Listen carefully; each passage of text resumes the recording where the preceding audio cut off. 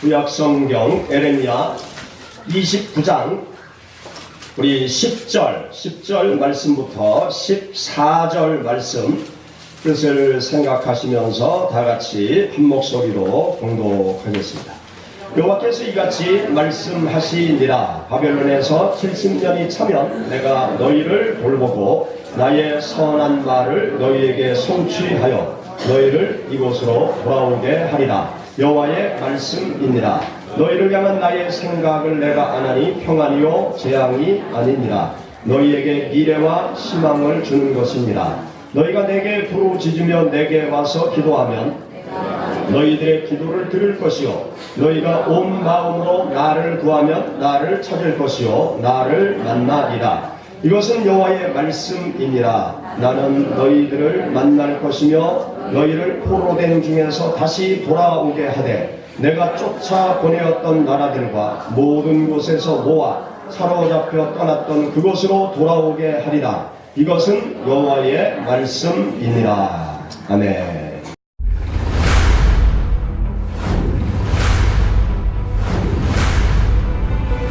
토마토를 같이 먹을 정도로 분노하자.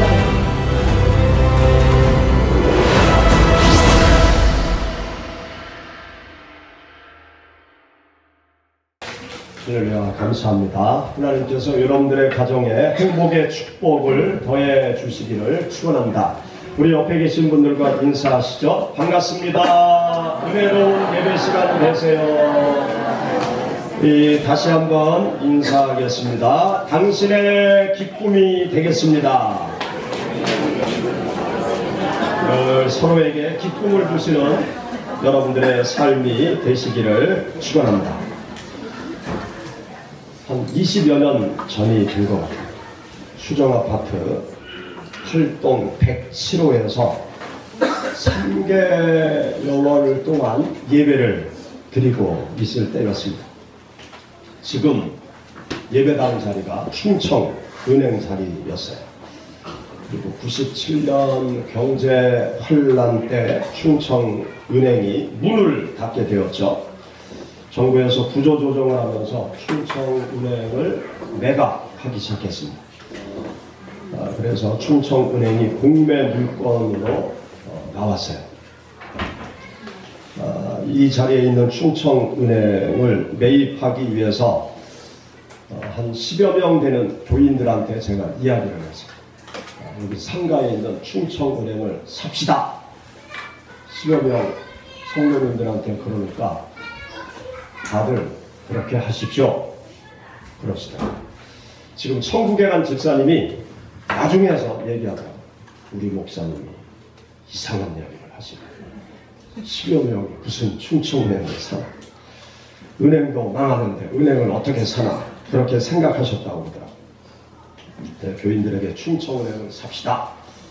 그러고 제가 금식 기도를 시작했습니다. 15일 동안 아무것도 먹지 않고 물하고 소금만 먹으면서 하나님 앞에 기도를 하기 시작했어요. 기도 제목은 딱 한 가지. 하나님, 충청은행을 시온교회가 매입해서 여기 수정 아파트에 교회를 세우게 해 주옵소서. 그렇게 한 가지 기도 제목을 놓고 기도했습니다. 금식하면서 하나님께 기도한 이유가 있었어요. 하나님은 전지전능한 하나님이시기 때문에 하나님을 만나서 하나님의 승낙을 받으면 충청은행을 매입할 수 있다. 그 믿음을 가지고 하나님 앞에 기도를 드리기 시작했던 것입니다. 금식기도 하는데 너무너무 배가 고프더라고요. 너무 배고파서 밤에 잠도 잘 안 와요. 너무 배고파서 기도하려고 해도 기도할 힘이 없더라고요. 15일 동안 금식 기도를 하고 난 다음날 기도원에서 내려와서 하루 죽을 먹고 그 다음날 서울 본사에서 공매가 있어서 이제 서울 성업공사 본사로 올라갔습니다. 그런데 하나님께서 기적적으로 낙찰을 받도록 은혜를 주셨어요. 충청은행을 낙찰받고 집으로 돌아오기 위해서 전철역 계단을 내려가고 또 전철역 계단을 올라오는데 몸이 마비 현상이 나타나요. 다리부터 마비가 되면서 걸어갈 수가 없더라고요. 그래서 시원교회 나오시다가 서울로 이사 가신 권사님이 서울에 계셔서 제가 전화를 했어요. 이러이러한데 권사님 집에서 좀 쉬었다 갈 수 있느냐 그랬더니 권사님이 빨리 오라고. 그래서 택시를 타고 그 권사님 집에 가서 저녁 늦게까지 쉬다가 마지막 열차를 타고 대전으로 돌아왔습니다. 시온교회 성전을 매입하게 된 기쁨, 그 기쁨에 몸 상하는 줄 모르고 바로 리모델링 공사를 시작했어요. 교회 재정이 없어서 여기 지금 예배당 전체를 사용할 수 없어서 5분의 2만 교회가 사용하고 5분의 3은 다른 데 임대를 주고 그렇게 하려고 이제 공사를 했습니다.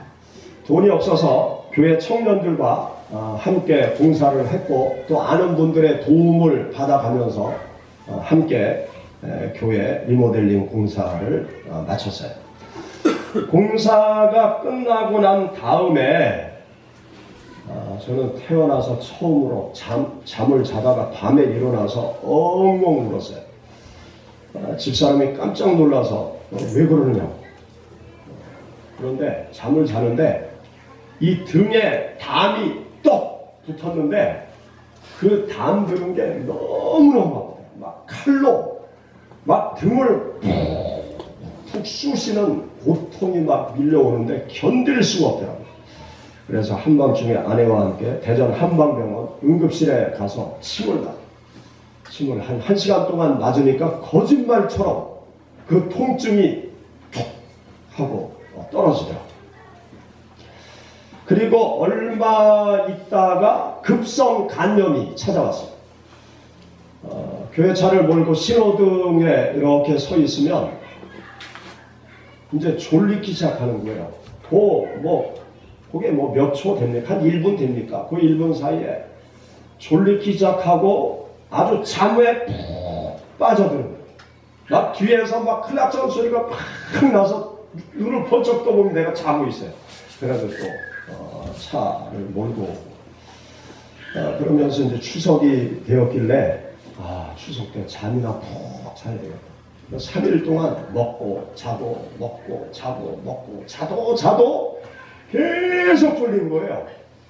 야, 이거 몸이 좀 이상하구나. 그래서 병원에 갔더니 간 수치가 아주 쑥 올라가 있더라. 급성 간염에 걸렸다. 그래서 약을 주더라고요. 집에서 쉬면서 약을 복용하고. 그 약을 먹고 있다가 가만히 생각해 보니까 서울로 올라간 대전 한방대학 교수님이 그때 저희 교회에 나오다가 서울로 올라가서 한방 양반 협진 병원을 차렸는데 거기를 좀 가봐야 되겠더라고요. 그래서 연락을 하고 서울에 올라갔습니다. 올라가서 검사를 해보니까 똑같죠. 그런데 그 집사님이 저한테 뭐라고 얘기하는가 하면 목사님, 제가 개발한 간 치료 신약이 있습니다. 그렇게 얘기해요. 제가 개발한 간 치료 신약이 있는데 한번 이거 드셔보세요. 그러면서 한 달치 약을 주시더라고요. 그래서 그 한약을 가지고 내려와서 한 달 동안 열심히 먹었어요. 열심히 먹으면서 좀 집에서 쉬었어요. 그러고 나서 한 달 후에 이제 다시 올라갔죠. 올라가서 검사를 했는데 그 집사님이 깜짝 놀라는 거예요. 정상이 됐다는 거예요. 그러면서 이렇게 빨리 이 급성 간염이 잡히는 게 아닌데 정말 신기하다고 그러면서 깜짝 놀라시더라고요. 저는 하나님께 기도를 드렸어요. 어떤 기도를 드렸는가 하면 하나님 양해해 주세요. 이제 남은 기간 동안 목회할 때 금식 기도 안 할래요. 금식 기도하면 하나님의 은혜와 축복을 받는데 몸은 상하더라고요. 육신이기 때문에 금식을 하면 간 같은 것이 나빠지고 여러 신체 기관이 서서히 나빠지더라고요. 27살에 개척을 해서 제가 40이 되기까지 수도 없이 금식을 많이 했어요. 가진 것도 없고 돕는 사람도 없고 대전이라는 곳은 낯선 타향이고 집사람하고 단둘이 딸락 대전에 와서 목회를 하면서 의지할 분은 하나님밖에 없었습니다. 그래서 부족한 것이 있으면 금식하면서 하나님 앞에 기도했어요. 그런데 놀랍게도 금식하면서 기도할 때마다 하나님께서 필요한 것들을 정확하게 공급해 주시고 해결해 주시는 그 응답을 기도하면서 늘상 체험을 했습니다. 사랑하는 여러분, 우리가 믿는 하나님은 살아계신 하나님이신 줄 믿습니다. 우리들이 하나님 앞에 기도하면 하나님께서 우리들의 기도를 들으세요. 그것을 믿습니까? 우리가 하나님 앞에 기도하면 어떤 문제든지 하나님께서 다 들으시고 해결해 주시는 분이 우리가 믿는 하나님이신 줄 믿으시기 바랍니다. 하나님께서 이스라엘 백성들에게 말씀하세요. 여기 에레미야 29장 12절에 보면 너희가 내게 부르짖으며 내게 와서 기도하면 내가 너희들의 기도를 들을 것이요 너희가 온 마음으로 나를 구하면 나를 찾을 것이요 나를 만나리라. 그렇게 말씀하십니다. 강단 앞에 현수막이 있죠. 현수막 글귀가 무엇입니까? 만나주리라. 누가 만나 주시겠다고 말씀하십니까? 하나님께서 하나님 앞에 기도하고 하나님을 구하고 찾으면 하나님께서 만나 주시겠다. 그렇게 말씀하세요. 이스라엘 나라는 아주 쫄딱 망했어요. 예루살렘 성전은 다 파괴되어졌고 예루살렘 성벽도 다 파괴되었고 예루살렘 성전 안에 보물 창고는 모두 바벨론 군대들에게 강탈당했고 성전 안에 기둥을 금으로 입혀놨는데 그것까지 모두 베껴갔습니다. 이스라엘 백성들 중 많은 사람들이 바벨론에 포로로 잡혀갔습니다. 그리고 이스라엘의 군대는 해산당했습니다. 이스라엘 나라는 쫄딱 망했어요. 이런 상황 속에 있는 이스라엘 백성들에게 하나님께서 말씀하시는 말씀이 우리가 함께 읽은 본문 말씀이에요. 소망이 보이지 않는 절망의 늪에 빠진 이스라엘 백성들에게 하나님께서 주시는 말씀, 에레미야 선지자를 통해서 주시는 말씀, 그 말씀이 우리가 함께 읽은 10절부터 14절의 말씀입니다. 여러분 다시 한번 우리 10절부터 14절의 말씀 봉독하시죠. 여호와께서 이와 같이 말씀하시니라. 바벨론에서 70년이 차면 내가 너희를 돌보고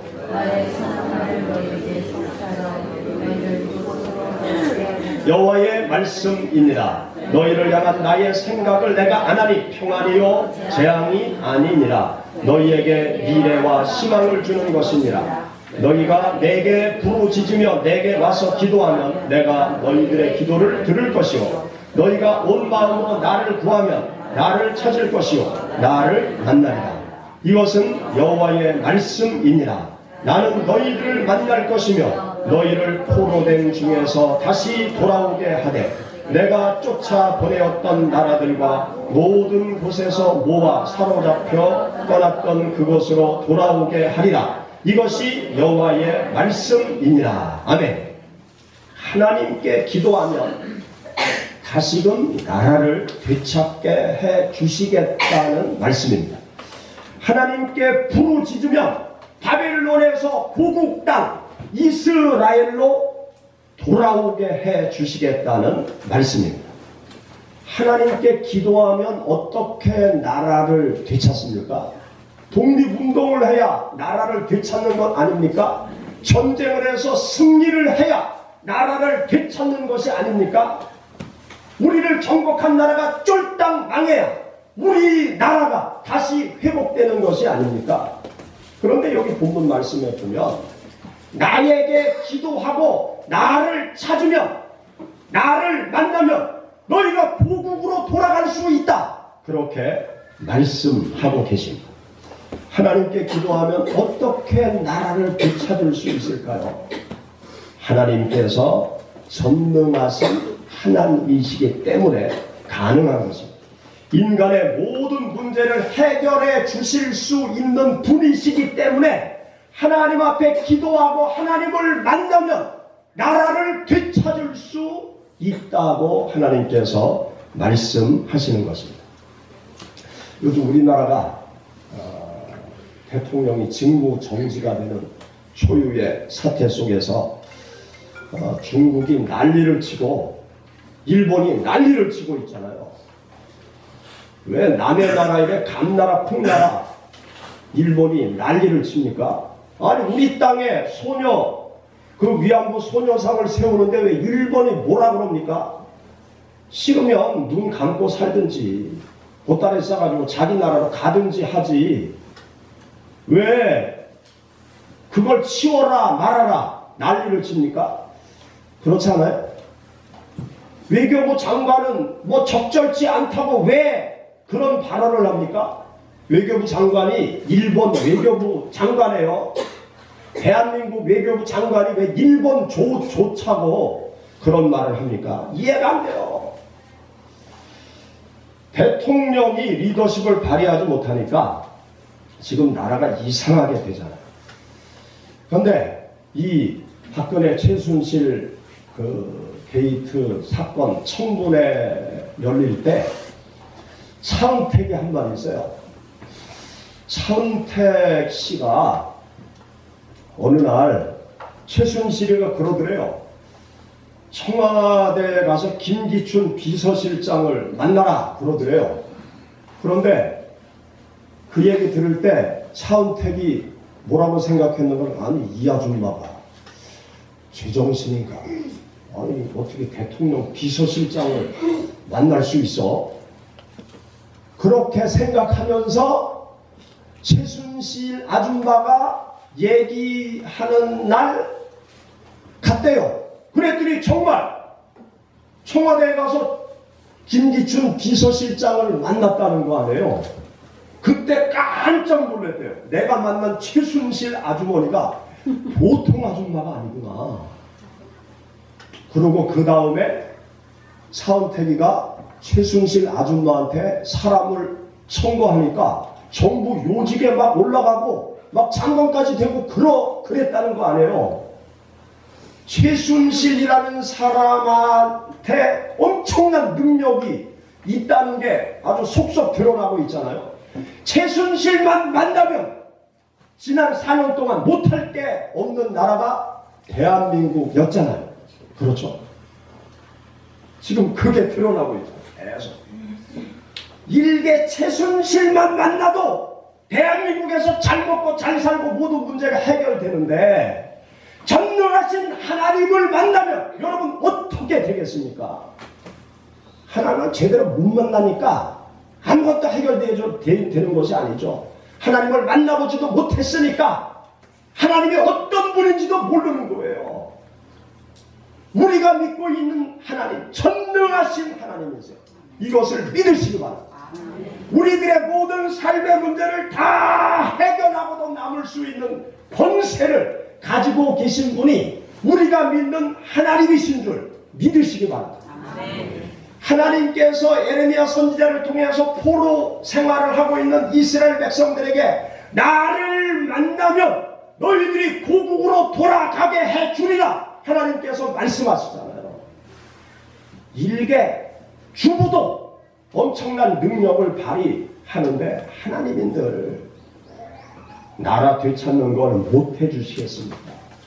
세계 열방의 틈바구니 속에서 대한민국이 낀 나라가 되었다 할지라도요, 정부 요직에 있는 사람들이 하나님의 지혜를 구하면, 하나님의 인도를 받으면 모든 문제를 슬기롭게 다 헤쳐나갈 수 있어요.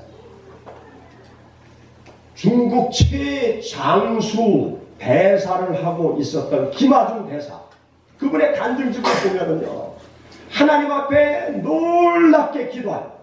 엄청난 시간을 투자해서 하나님 앞에 기도해요. 날마다 하나님을 만나기 위해서 열심히 기도해요.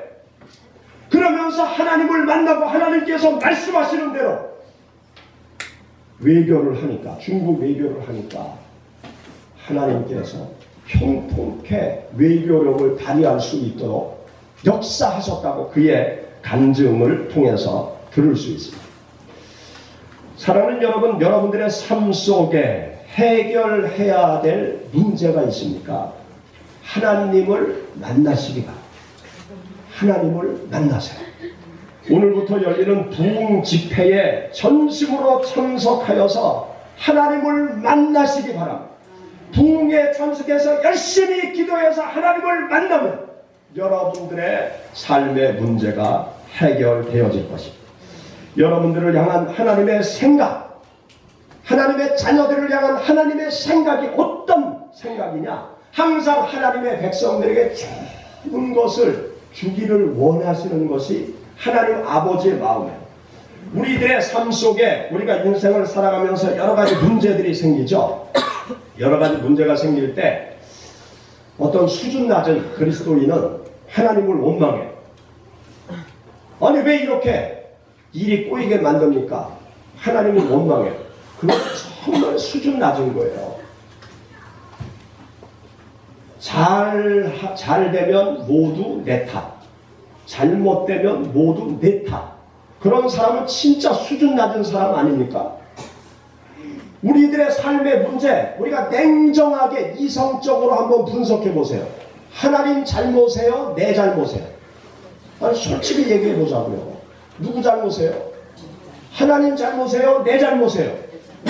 그런데 우리들은 수준 낮은 그리스도인들은요, 자꾸 하나님 탓해요. 내가 잘해서 그렇지.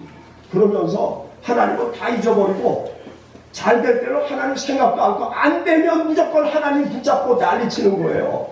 왜 이렇게 해주시냐고, 왜 안 돌봐주시냐고.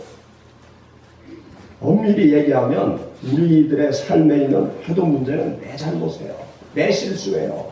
내가 부족하고, 내 지혜가 부족하고, 내 지식이 부족하고, 경험이 부족하고, 여러 가지 실수에서 문제가 생기는 거죠. 하나님께서 우리들에게 주고자 하시는 것은 늘 좋은 것만 주기를 원하세요. 여러분, 본문 말씀 11절 말씀 우리 다시 한번 읽어보시죠. 여호와의 말씀입니다. 평안이요 재앙이 아니라 너희의 미래와 희망을 주는 것입니다. 하나님의 생각은요, 늘 우리에게 평안 주기를 원하세요. 하나님은요, 늘 우리들의 미래에 희망찬 일들만 생기기를 간절히 바라시고, 좋은 일을, 좋은 사건이 벌어지기를 간절히 바라시고, 그것을 우리들에게 허락하시는 분이 바로 하나님이세요. 하나님의 생각은 늘 평안이고 재앙이 아니고 미래와 희망을 주는 것이기 때문에 하나님께서 말씀하시는 거죠. 여기 12절에 보면 내게 부르짖으면, 내게 와서 기도하면 내가 너희들의 기도를 들어주시겠다, 그렇게 말씀하세요. 전능하신 하나님을 만나면 우리들의 삶의 문제가 해결되어집니다. 해결되어질 뿐만이 아니라 우리들의 삶이 놀랍게 변화되는 축복을 받을 수 있습니다. 하나님께서 우리들의 생각을 바꿔주시고, 나의 삶의 태도를 바꿔주시고, 내 인생의 목표를 바꿔주셔서 내 삶을 평안하게 만들어주시고, 내 삶의 미래에 희망이 차고 넘치도록 축복하시는 하나님이 우리가 믿는 하나님이세요. 하나님께서 우리에게 예비하신 평안과 희망찬 미래를 맞이하기 위해서는 내 삶의 방식이 달라져야 되고, 내 생각이 달라져야 되고, 내 인생의 목표가 달라져야 돼요. 하나님께서 하나님 앞에 기도하며 부르짖는 영혼들에게 문제를 해결해 주기 위해서 우리들의 삶을 변화시켜 주시는 놀라운 은총부터 하나님께서 축복으로 역사하십니다. 인생의 삶은요, 누구를 만나느냐에 따라서 내 인생의 삶이 달라질 수가 있어요. 여러분, 가만히 나의 모습을 생각해 보세요. 나의 지금의 모습, 내가 지금 여기에 있는 이유 가만히 생각해 보세요. 만남 속에서 여기까지 온 거죠. 만남 속에서 지금의 삶이 이루어져 있는 거예요. 저의 모습을 가만히 돌아보면요, 제가 여기까지 와서 여러분들 앞에서 하나님의 말씀을 전하면서 살아가는 저의 모습을 보면, 어떻게 제가 여기까지 와서 목회하면서 여러분들 앞에 설교를 하게 되었느냐, 고등학교 때 친구의 전도를 받아서 교회를 갔어요. 그것이 결정적인 제 삶의 방향을 움직여놓는 첫 번째 만남이었어요. 그리고 교회 나가서 목사님의 설교를 들으면서 사명감을 갖게 되었어요. 그리고 하나님의 소명을 받게 되었습니다. 그리고 하나님께서 계시해 주시는 계시를 따라서, 하나님의 명령을 따라서 제가 개전해서 지금 목회를 하고 있습니다. 이 만남, 중요한 만남, 저의 삶의 중요한 순간순간 이 만남이라는 것이 있었어요. 그 만남 속에서 지금의 이곳으로 제가 올 수 있었던 것이죠. 일제강점기 때 독립운동가들을 많이 배출한 오산학교가 있었습니다. 이 오산학교는 남강 이승훈 선생님이 세운 학교였어요. 그런데 이 남강 이승훈 선생님이 어떻게 해서 오산학교를 세우게 되었느냐? 원래 장사꾼이었어요. 가난하게 성장해서 어떻게 해서든지 돈을 많이 벌어야 되겠다, 그러한 일념으로 열심히 일을 해서 평양에서 큰 부자가 되었다는 거예요. 그런데 어느 날 평양 시내에 도산 안창호 선생님이 와서 강연을 하는데 어떤 내용의 강연을 하는가 하면, 민족의 독립을 위해서는 교육을 시켜야 합니다. 젊은 세대들을 교육시켜서 민족의 일꾼들을 키워야 합니다. 그런 강연을 들은 거예요. 그 강연을 들을 때 자기 인생의 목표가 이렇게 돈 버는 곳에 전념할 것이 아니고, 지금 가지고 있는 것을 가지고 민족의 독립을 위해서 교육 사업을 해야 되겠구나, 그런 깨달음을 얻게 된 거예요. 그래서 자기의 전 재산을 털어서 오산학교를 세우고, 그 오산학교를 통해서 그런 민족의 지도자들을 양성하는 일을 하게 되었습니다. 안창호 선생님과의 만남, 그의 삶을 송두리째 바꾸어 놓았던 것이죠. 사랑하는 여러분, 우리가 인생을 살아가면서 하나님을 만나면 삶이 달라집니다. 여러분들의 인생의 삶에서 살아계신 하나님, 전능하신 하나님, 온 우주 만물을 다스리고 통치하시는 하나님을 만나면 여러분들의 인생이 달라져요. 여러분, 우리가 하나님을 만나야 되는데 하나님을 어떻게 만날 수 있을까요? 여기 본문 13절의 말씀 보세요. 우리 13절 다 같이 읽어보시죠. 너희가 온 마음으로 나를 구하면 나를 찾을 것이요 나를 만나리라. 여기 보면 온 마음으로 하나님을 구하고 찾으면 하나님을 만나리라, 그렇게 말씀하고 있습니다. 여기 온 마음이라는 것이 무엇을 말합니까? 전심을 다해서 오직 한 가지에만 집중해서 올인하는 것을 말해요. 의지적으로 내가 하나님을 만나야 되겠다. 그래서 하나님을 만나기 위해서 나의 생활의 가지를 전부 다 치고 하나님을 만나기 위해서 기도하는 일에, 말씀을 듣는 일에 전념하는 것, 그것이 온 마음으로 하나님을 구하고 찾는 것을 말합니다.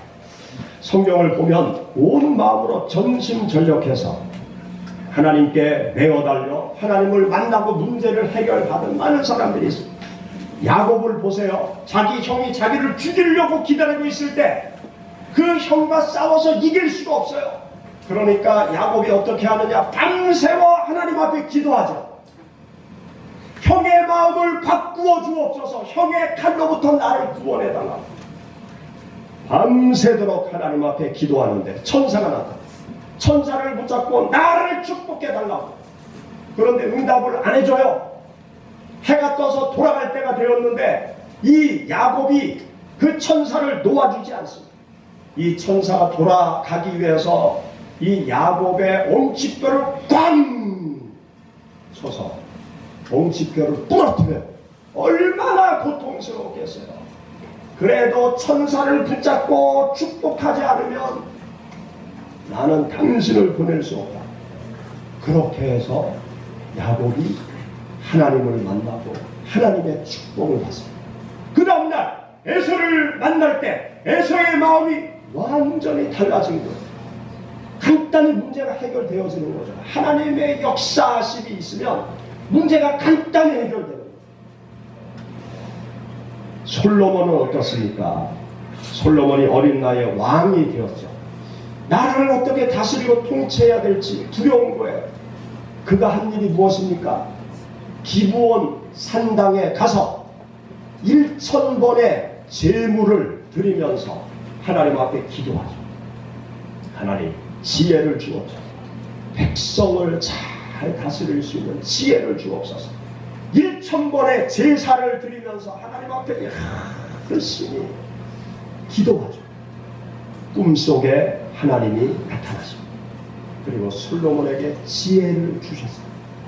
그리고 솔로몬이 나라를 잘 다스리는 지혜로운 왕이 되었던 것이죠. 엘리야는 어떻습니까? 엘리야가 광야에 나가서 아합 왕이 계속 자기를 죽이려고 하니까 광야에 나가서 절망 가운데 하나님 앞에 나를 죽여 주옵소서. 그때 천사가 나타나서 그를 위로해주고 먹을 것을 주고, 그래서 다시 힘을 내어서 그가 사막을 지나 시내산까지 가죠. 모세가 하나님을 만났던 시내산까지 가서 40일 동안 금식하면서 기도해요. 40일 동안 금식하면서 하나님 앞에 기도할 때 하나님께서 그에게 나타나서 하나님이 만나주시죠. 그리고 그가 끝까지 사명의 길을 걸어가게 되었습니다. 오순절 마가의 다락방은 어떻습니까? 그들이 전심전력하여 하나님 앞에 10여일 동안 기도합니다. 여러분 사도행전 1장 14절 한번 찾아보시죠. 사도행전 1장 14절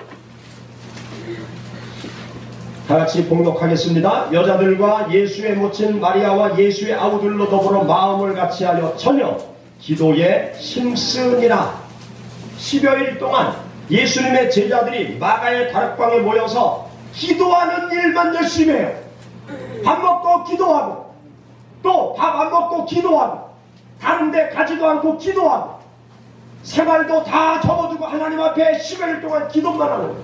잠잘 거 덜 자고 하나님 앞에 기도하고, 계속 하나님 앞에 기도하는 것입니다. 그렇게 10여일 동안 열심히 기도하며 하나님을 만나기 위해서, 성령 하나님을 만나기 위해서 기도할 때 사도행전 2장에 보면 성령 하나님께서 그들 가운데 강림하세요. 급하고 강한 바람 같은 소리와 함께 불이 혀처럼 갈라지면서 120여 명 머리 위에 성령의 하나님이 임하시게 되어집니다.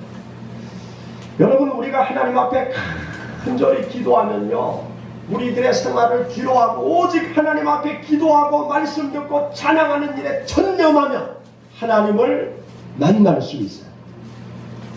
일부 예배 찬양단원들이 일찍 나와서 헌신을 하고 있는데, 찬양단의 카톡방이 있어요. 거기에 지난주에 글이 하나 올라왔어요. 근데 그 글을 보니까 이 집사님이 내가 이 기도에 대해서 설교할 걸 어떻게 알았나, 그런 글이 올라왔더라고요. 제가 그 글을 소개합니다. 아브라함은 기도함으로 늘 하나님의 응답을 듣고 그 음성은 늘 그의 앞길을 인도하셨습니다. 엘리야는 기도하여 하늘로부터 불을 받았습니다. 다니엘은 기도하여 사자굴에서 구원을 받았습니다. 바울이 기도하였을 때 감옥의 성벽이 흔들렸습니다. 루터가 기도하였을 때 로마의 문들이 요동했습니다. 존 낙스가 기도하였을 때 메리 여왕이 떨었습니다.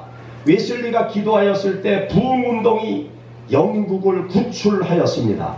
조지 뮬러의 기도로 고아원들이 세워졌습니다. 오랄 로버츠가 기도함에 오순절 역사가 웨일즈 지방을 휩쓸었습니다.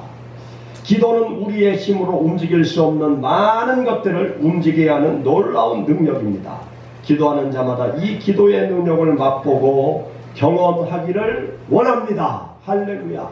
여러분 기도해서 하나님을 만나시기 바랍니다. 시편 107편 9절에 보면 그가 사모하는 영혼에게 만족을 주시며 줄인 영혼에게 좋은 것을 주시리라. 그렇게 말씀하셨어요. 사모하는 영혼을 만나주시는 하나님, 줄인 영혼에게 하나님의 좋은 선물을 주시는 하나님이 여러분들이 믿는 하나님, 제가 믿는 하나님이죠. 오늘부터 열리는 부흥회에 여러분 모든 일을 뒤로 하고 열심히 모이시기 바랍니다. 새벽에 저녁 때 열심히 참석하세요. 저녁 때 가게 문도 닫으시고 모두 나와서 기도하시고 개인적인 만남의 계획도 저녁 때 다 3일 동안 만나지 마시고 아이들은 학원 보내지 마시고 부모님 교회 안 나오면 나 학원 안 가요. 나 교회 갈 거예요. 저 터져도 맞아도 욕 먹어도 교회 오세요. 뭐 나쁜 짓 하는 거 아니니까. 교회 와서 하나님을 만나세요. 하나님을 열심히 찾고 구하고 하나님 앞에 기도하면 하나님을 만날 수 있어요. 하나님을 만나면 인생이 달라진, 하나님을 만나면 여러분들의 삶의 문제가 다 해결되어지는 줄 믿으시기 바랍니다. 부흥회를 여는 것은 여러분들을 위해서 여는, 지금도 살아 역사하시는 하나님, 이 민족을 구원해야 될 사명이 있는 그리스도인들이 깨어나야 돼요. 우리 한국의 그리스도인들이 점점 깊은 잠에 빠져들어가고 있어요. 우리가 하나님 앞에 기도해서 하나님을 만나고 우리들이 깨어나서 이 민족을 복음화시키고 하나님을 만나서 여러분들의 문제가 해결되어지고 우리가 나라가 지금 어렵다고 말만 할 것이 아니라 하나님 앞에 나라와 민족을 위해서 기도해야 되지 않습니까? 촛불만 들 것이 아니고 하나님 앞에 기도해야 돼요. 예수 믿는 사람들은. 어제 그 추위에도 광화문 앞에서 촛불을 들었다고 하는데 예수 믿는 사람들이 하나님 앞에 새벽에 나와서 기도하십니까? 기도해야 돼요. 나라가 어려울수록 우리가 기도해야 돼요. 하나님께서 이 민족을 책임져 주시도록, 이 민족이 바른 길로 가도록, 이 나라가 정말 인간이 존중받는 선진 사회가 되도록 하나님 앞에 기도해야 돼요. 우리가 하나님을 만나면 이 나라도 잘 되어질 수 있어요. 여러분이 하나님을 만나면 이 나라가 살 수 있어요. 여러분들이 하나님을 만나면 여러분들 가운데, 학생들 가운데 위대한 이 민족의 지도자도 나올 수 있어요. 하나님을 만나면 우리들의 삶이 달라집니다. 평강을 주시는 하나님, 미래의 희망을 주고자 하시는 그 하나님을 만나면 우리 모두에게 소망이 있는 것입니다. 예수님을 믿고 교회에 나올 때 설레는 마음으로 여러분들 나오세요. 내가 하나님을 만나는 그 설렘과 기쁨을 가지고 하나님을 만나는 설렘과 기쁨으로 열심히 부흥회에 참석을 하세요. 그래서 하나님을 만나서 여러분들의 삶이 새롭게 축복을 받는 2017년이 되어질 수 있기를 주의 이름으로 축원합니다. 같이 기도하겠습니다. 우리 말씀을 생각하면서 하나님 앞에 통성으로 이 시간 기도드리겠습니다.